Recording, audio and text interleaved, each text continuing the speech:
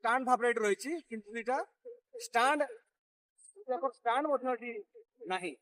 ଆପଣ ଚିନ୍ତା କରିପାରୁଥିବେ ଓଡିଶାର ଶୋଚନୀୟ ଅବସ୍ଥା। ଏ ଚିତ୍ରଟା ହାଣ୍ଡି ନିକଟରେ ଆମେ ଆସିଥିଲୁ, ଏମିତି ଜାଗାରେ ଆସି ପହଞ୍ଚିଛୁ ଯୋଉଟା କି କଥା କହିଲା ପରେ ବି ଆମକୁ ହସ ଲାଗୁଛି, ମଧ୍ୟ ଦୁଃଖ ଲାଗୁଛି। ବିରଳ ଚିତ୍ର, ବିରଳ ଚିତ୍ର ମାନେ କଣ ମଧ୍ୟ ଆପଣଙ୍କୁ ଦେଖେଇବା। ଆମେ ଆସିଥିଲୁ ସେ ଏରିଆରେ ଯୋଉଠି ମୁରୁଡା ଏରିଆ ପାଖରେ ଆମର ଯୋଉ ଚିତ୍ରଟା ଛକରୁ କିଛି ବାଟ ଦୂରରେ ମଧ୍ୟ ଆମର ଗୋଟେ ଫାଣ୍ଡି ଅଛି। ଚିତ୍ରଟା ଫାଣ୍ଡି ଆପଣ ଦେଖିପାରୁଥିବେ। ମୁଁ ଡାକି ଦେଖେଇବା ମଧ୍ୟ ପ୍ରୟାସ କରିବୁ। ଆପଣ ଆସନ୍ତୁ, ଦେଖନ୍ତୁ। ଇଏ ହେଲା ଆମର ଚିତ୍ରଟା ଫାଣ୍ଡି ନିକଟରେ ଏଠି ବହୁତ ବିରଳ ଗୋଟେ ଚିତ୍ର ଆମେ ଦେଖିଲୁ। ସେଇ ଚିତ୍ରକୁ ଦେଖିବା ମଧ୍ୟ ପ୍ରୟାସ କରୁଛୁ।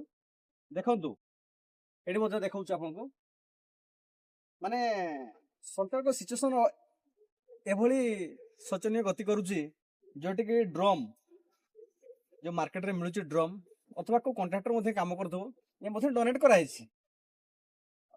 ଖୁସିର କଥା, ଯୋଉଗୁଡା ଲାଗିଥିଲା ସେ ବି ଉଠି ଯାଇଛି।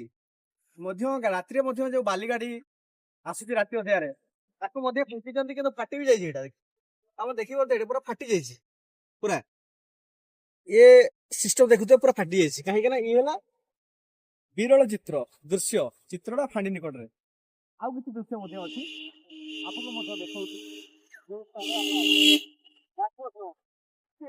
କେତେ ସ୍ପିଡରେ ଗାଡି ମଧ୍ୟ ଯାଉଛି, ଯାତାୟାତ କରୁଛି, ତାକୁ ମଧ୍ୟ ସେ ଚିତ୍ର ମଧ୍ୟ ଦେଖଉଛି ଆପଣଙ୍କୁ। ଆପଣ ମାନେ ଦେଖିପାରୁଥିବେ, ହେଲା ସୁନ୍ଦର ପ୍ରୟାସ, ସୁନ୍ଦର ଚିତ୍ର ମଧ୍ୟ ଏଠି ଦେଖିପାରୁଥିବେ। ଆପଣ ମାନେ ସିଧାସଳଖ ଭାବରେ ଯୋଉ ଚିତ୍ର ଦେଖେଇବା ପାଇଁ ଚେଷ୍ଟା କରୁଛୁ। ଦେଖନ୍ତୁ, ଏ ଡ୍ରମ୍ ଟି ମଧ୍ୟ ହେଇଥିଲା ସୁନ୍ଦର ଭାବରେ, କିନ୍ତୁ ୟାକୁ ମଧ୍ୟ ଯେତେବେଳେ ଆକ୍ସିଡେଣ୍ଟ ହେଇଥିଲା ତାକୁ ମଧ୍ୟ ଉଡି ଯାଇଛି।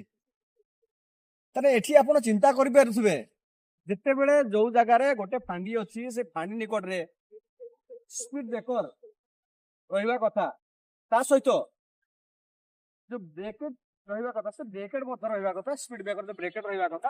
ବହୁତ ସ୍ପିଡରେ ଗାଡି ଆସୁଛି, ଯାତାୟାତ କରୁଛି, ତାকে ମଧ୍ୟ ଦେଖିପାରୁଥିବେ। ଏ ଡ୍ରମରେ ମଧ୍ୟ ଏ ଗଛ ମଧ୍ୟ ହେଇଯାଇଛି। ଆପଣ ବିଗତ ଦିନରେ ଷ୍ଟାଣ୍ଡ ଭାବରେ ଏଠି ରହିଛି, କିନ୍ତୁ ଏଇଟା ଷ୍ଟାଣ୍ଡ ମଧ୍ୟ ଏଠି ନାହିଁ। ଆପଣ ଚିନ୍ତା କରିପାରୁଥିବେ ଓଡିଶାର ଶୋଚନୀୟ ଅବସ୍ଥା। ଏ ଚିତ୍ରଟା ହାଣ୍ଡି ନିକଟରେ ଆମେ ଆସିଥିଲୁ, କ୍ୟାମେରାମ୍ୟାନ ଭାଇକୁ ଆମେ ଦେଖେଇବୁ। ଆପଣ ଦେଖିପାରୁଥିବେ ଚିତ୍ର ଦେଖୁଛି, ଆପଣ ମାନେ ଦେଖନ୍ତୁ ମଧ୍ୟ ଆମର ଚିତ୍ରଟା ଫାଣ୍ଡି, ସେଇ ଚିତ୍ରଟା ଫାଣ୍ଡି ନିକଟରେ ଆମେ ଆସି ପହଞ୍ଚିଥିଲୁ। ଚିତ୍ରଟା ଫାଣ୍ଡି ଆପଣ ଦେଖିବେ ପୁରା ସ୍ପଷ୍ଟ ଭାବରେ କ୍ଲିୟର ଦେଖାଯାଉଛି, ଯୋଉଟା କି ଏଇଟା ମୟୂରଭଞ୍ଜ ଜିଲ୍ଲା ଲେଖା ହେଇଛି। ମୟୂରଭଞ୍ଜ ଜିଲ୍ଲା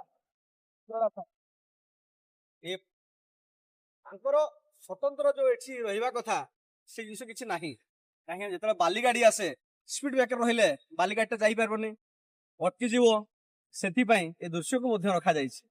କିନ୍ତୁ ଦେଖିବାକୁ ବର୍ତ୍ତମାନ ବାକି ରହିଛି, କେବେ ସ୍ପିଡ ବ୍ରେକର ଏଠି ରହୁଛି, ତା ସହିତ ବୋର୍ଡ ଯୋଉ ଆମର ବ୍ରେକେଟିଂ ବୋର୍ଡ ଯୋଉ ରହିବା କଥା, ତାକୁ ମଧ୍ୟ କେବେ ଲଗାଉଛନ୍ତି, ଦେଖିବାକୁ ବର୍ତ୍ତମାନ ବାକି ରହିଛି।